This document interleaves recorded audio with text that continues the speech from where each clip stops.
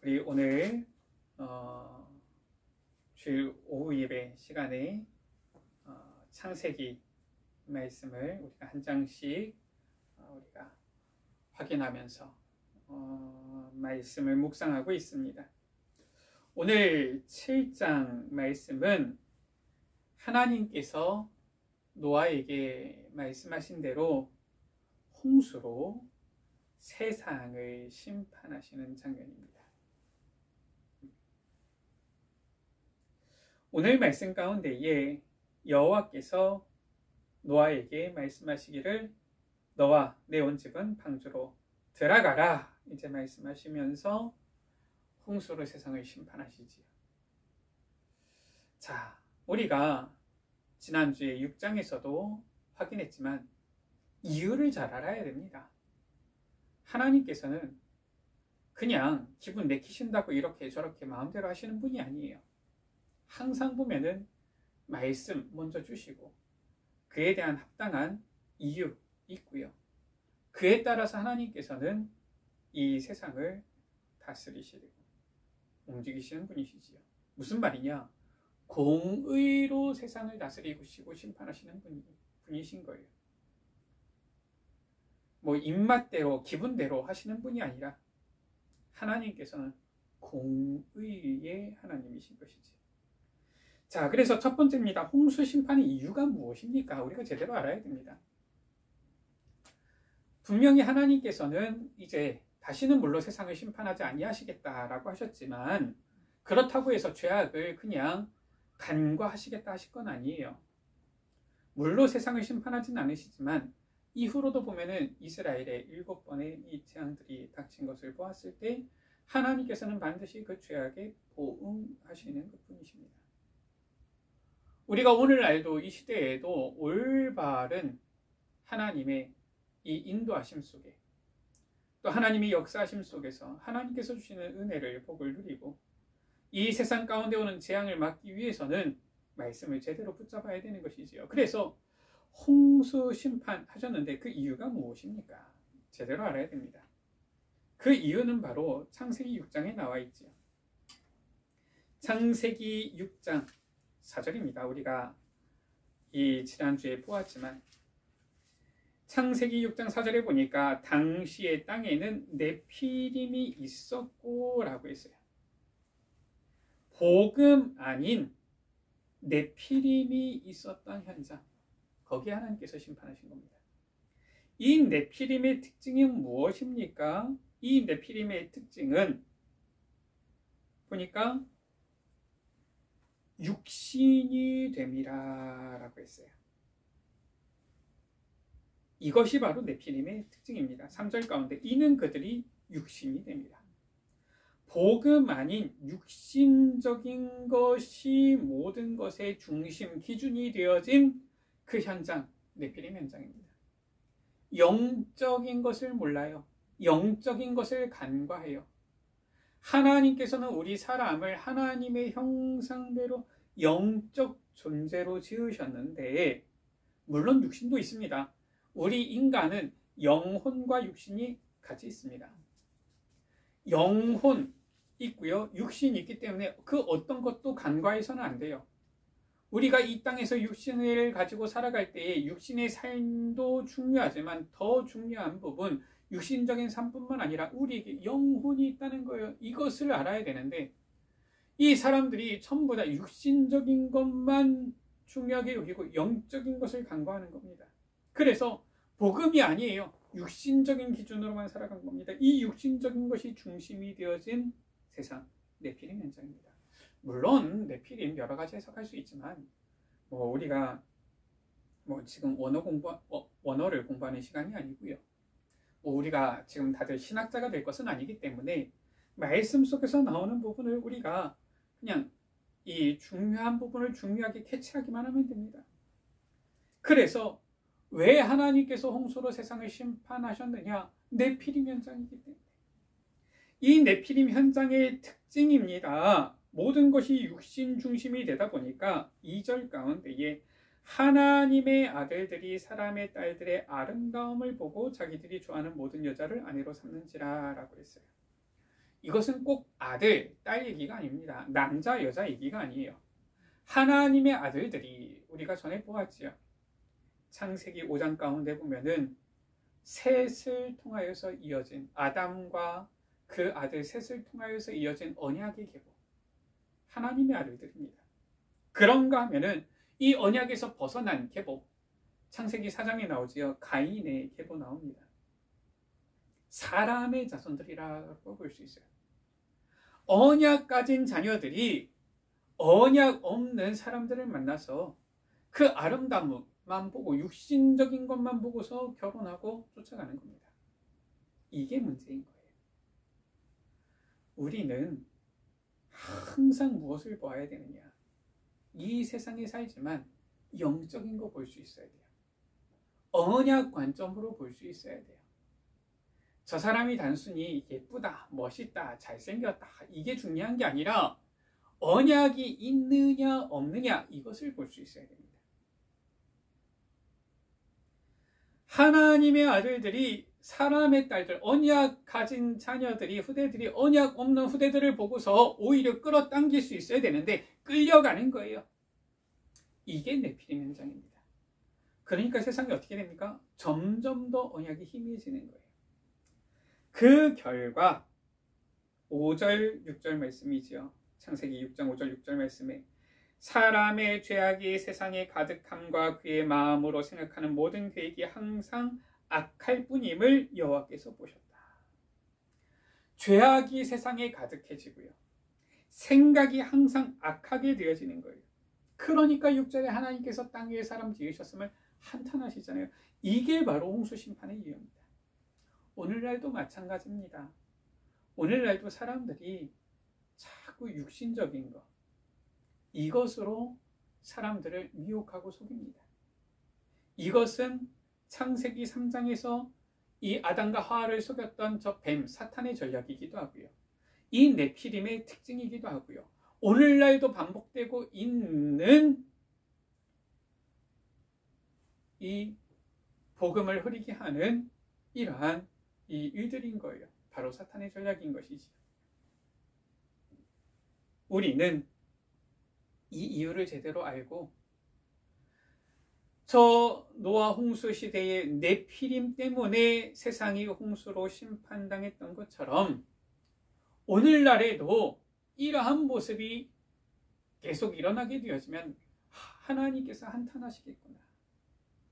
공의의 하나님께서는 오래 참고 지켜보시지만은 결국은 이러한 일들이 계속되면 재앙이 올 수밖에 없는 것이구나. 알고 재앙 막는 주역들이 되어지도록 준비해야 될 것입니다. 자, 두 번째입니다. 이러한 홍수 심판의 이유를 우리가 분명히 알 때에 이제 노아가 받은 이 언약, 방주가 무엇인지를 우리가 제대로 또 알아야 되지. 오늘 1절 말씀입니다. 네피림의 이 현장 가운데서도 노아는 의인이었어요. 오늘 1절 말씀 가운데에 이 세대에서 내가 내 앞에 의로움을 내가 보았음이니라 라고 말씀하고 있죠. 6장 8절 가운데 보니까 노아는 여호와께 은혜를 입었더라. 9절에 노아는 의인이요 당대 완전한 자라 라고 있어요. 노아는 의인이라고 칭하고 있고요. 하나님께서 뭐라고 했습니까? 너의 의로움을 내가 보았다 라고 했어요. 자, 노아는 의인이었고 하나님 앞에 의로움을 보인 자인데 어떻게 의로움을 보였습니까? 그게 창세기 6장 9절에 나왔지요. 그는 하나님과 동행하였다라고 했어요. 하나님과 동행하는 자. 하나님과 동행하는 그 모습을 하나님께서는 의롭다라고 보신 거예요. 노아의 의로움이 무엇이냐? 노아가 하나님과 동행하는 거예요. 주님과 동행하는 것. 바로 무엇입니까? 주님을 우리 마음에 영접하는 겁니다. 주님과 함께하는 임마누엘이에요. 이게 바로 동행 아닙니까? 그렇다면 실은 의로움, 어려운 게 아닙니다. 그런데 사람들이 이 의로움을 하나님 앞에 보이지 못하는 거예요. 그래서 네피림 시대입니다.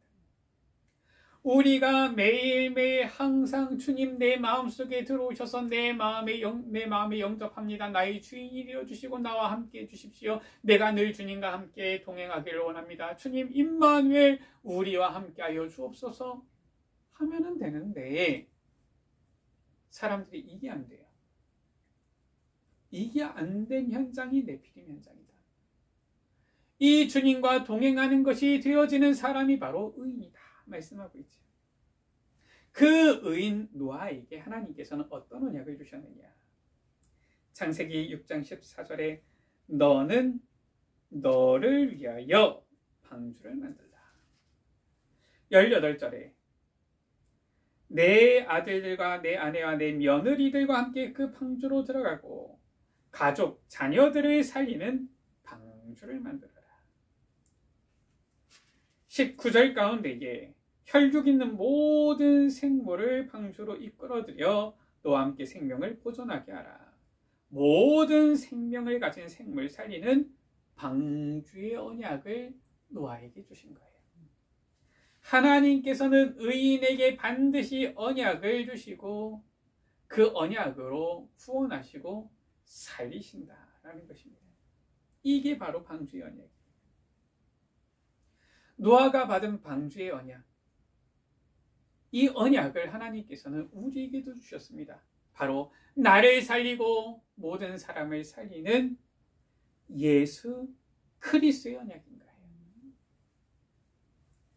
자, 오늘 7장 5절 말씀이지요. 굉장히 중요한 말씀이 나옵니다. 노아가 여호와께서 자기에게 명하신 대로 다 준행하였더라 라고 말씀하고 있어요. 의인의 특징입니다. 의인은 어떤 사람입니까? 여호와께서 명하신 대로 다 준행하는 거예요. 하나님께서 우리에게 주신 말씀 그 언약을 다 듣고 준행하는 자, 따라가는 자, 말씀을 따라가는 자가 바로 의인입니다.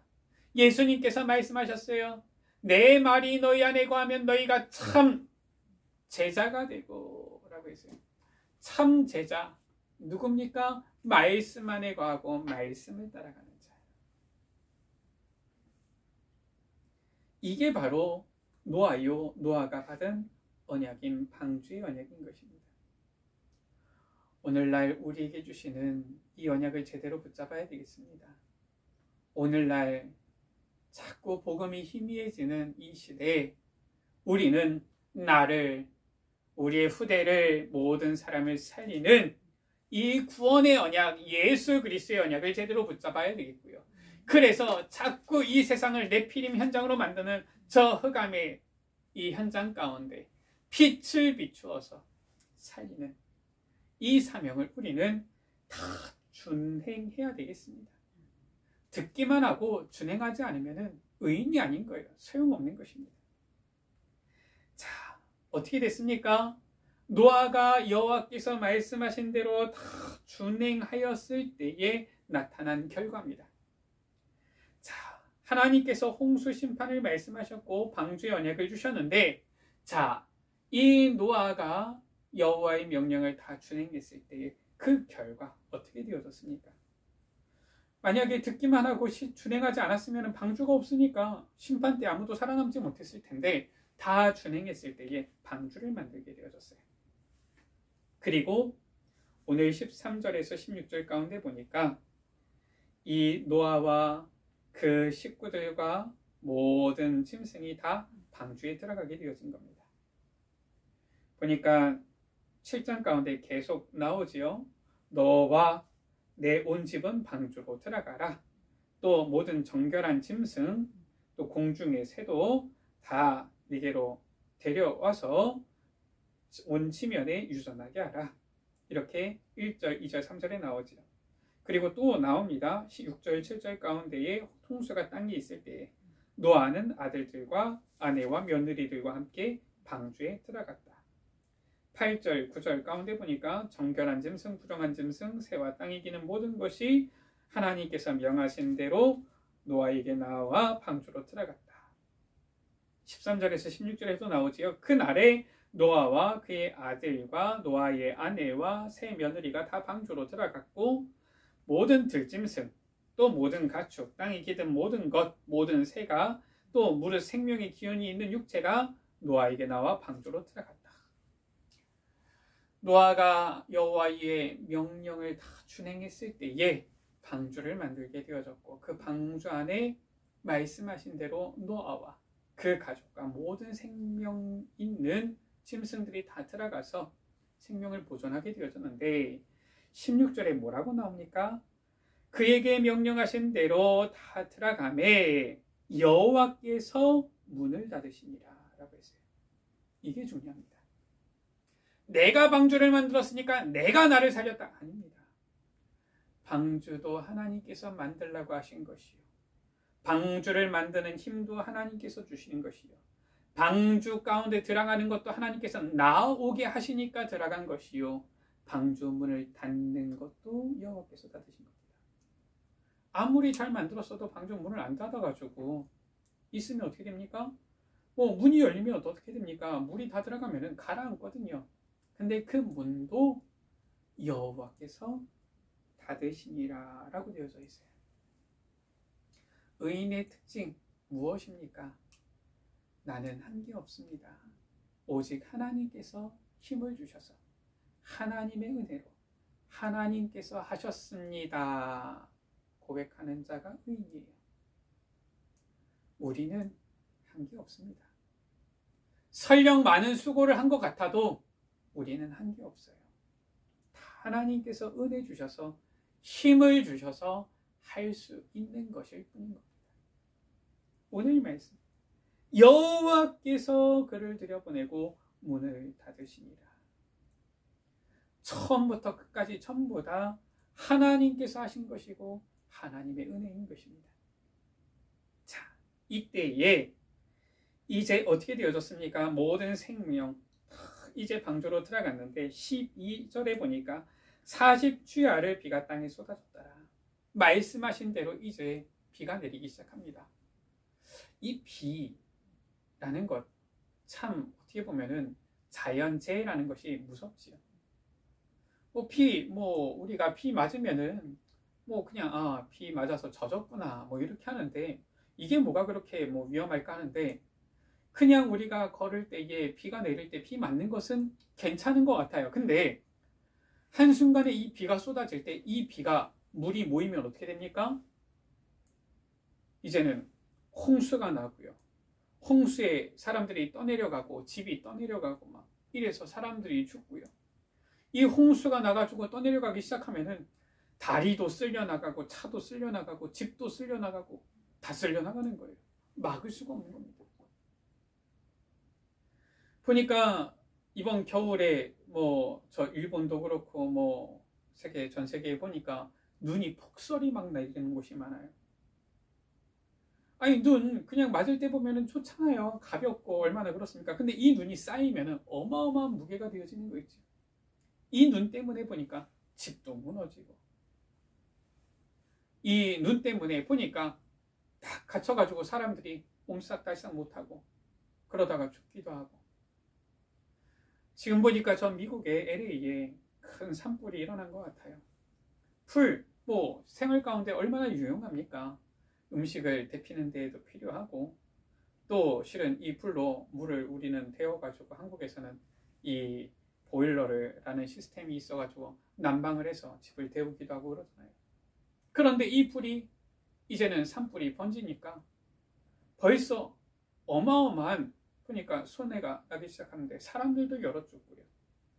보니까 이번에 큰 부촌 아마 이런 데가 불이 많이 난 것 같은데 그러다 보니까 경제적 피해 규모가 자꾸 뉴스에 나오더라고요. 수십조의 피해가 발생했다 이런 얘기들이 나와요. 자연재해 막을 수가 없지요. 이것을 누가? 하나님께서 이 세상 만물을 다스리시는 것입니다. 40주야를 비가 땅에 쏟아지니까 어떻게 되어지느냐? 우리가 집중 후 보더라도 1시간만 비가 집중적으로 쏟아져도 그 지역에 난리가 나는데 40주야를 하늘의 창문들이 열려 큰 기품의 샘들이 터져서 비가 땅에 쏟아지는데 17절에서 22절이지요. 홍수가 땅에 40일 동안 계속되니까 물이 많아져서 방주가 땅에서 떠올랐고, 노아가 방주를 어디다 지었어요? 산에다가 지었잖아요. 그 산에 물이 찼다는 거예요. 물이 더 많아져서 땅에 넘치는 방주가 물 위에 떠다녔으며 산 위에 만든 방주가 이제는 떠다니기 시작한 겁니다. 물이 땅에 더욱 넘침에 천하의 높은 산이 다 잠겼더니 이제는 40주야를 비가 오니까 천하에 있는 높은 산들, 네노라고 하는 산들 다 잠기기 시작하는 겁니다. 물이 불어서 15규빗이나 오르니 산들이 잠긴지라. 땅 위에 움직이는 생물이 다 죽었다라고 했어요.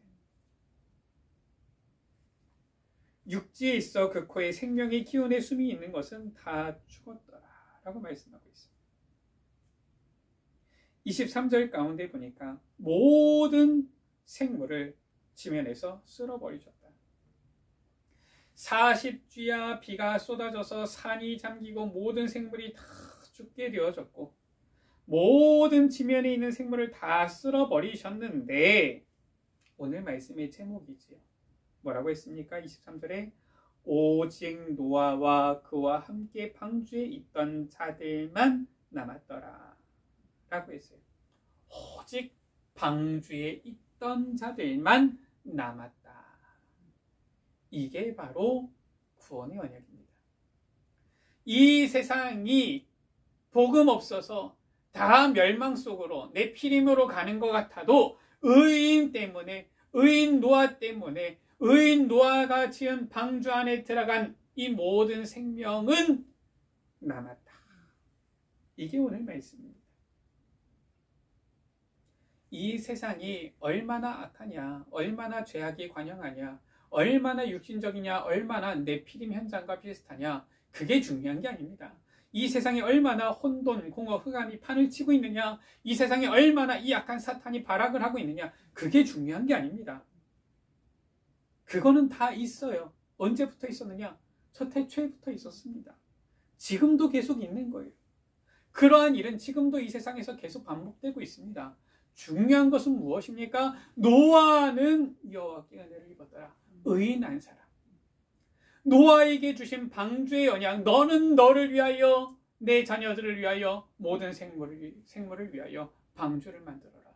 주신 그 언약.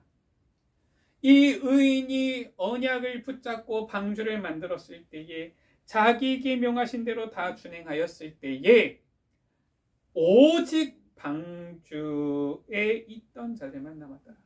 오직 그 언약 안에 있는 자들, 그 언약 붙잡은 자들은 남게 되어진다. 지금도 마찬가지입니다.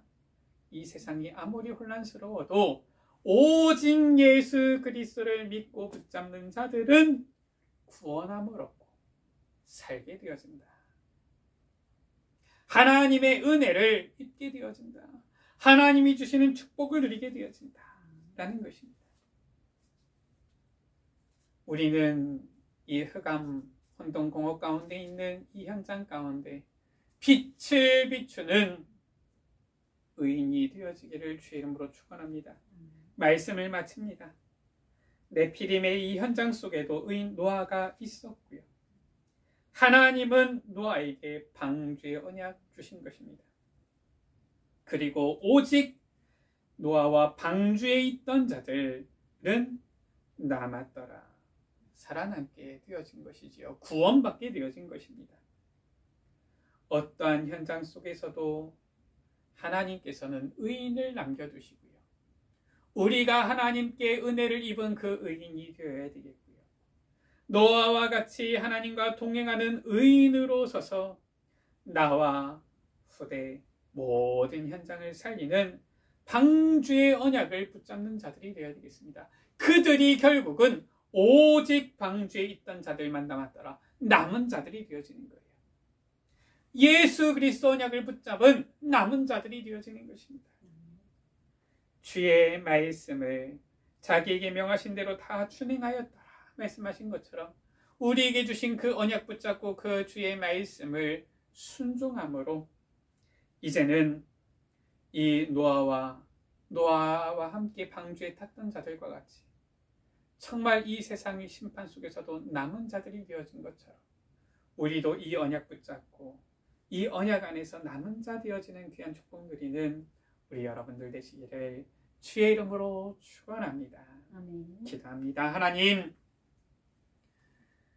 창세기 7장을 통하여서 이 하나님께서 홍수로 세상을 심판하실 때에 여호와께서 명령하신 대로 준행한 노아와 이 방주를 만든 노아의 이 가족들, 또 노아에게 나와서 이 방주에 들어간 모든 생명들은 이 홍수 심판 속에서도 살아남게 되어진 것처럼, 구원함을 받은 것처럼 주님, 우리도 이 시대에 정말 주님과 동행하며 의인으로 서서 주님께서 주신 명령 말씀 지켜 행하며 순종하며 예수 그리스도의 복음의 언약을 붙잡고 이 현장을 살리는 그리스도의 증인들 되게 하여 주옵소서. 어떠한 혼동공허 흑암이 이 시대를 덮는다 할지라도 우리는 정확한 복음의 언약을 붙잡고 남은 자들이 되게 하여 주옵소서. 우리 구주 예수 그리스도의 이름으로 기도드립니다. 아멘.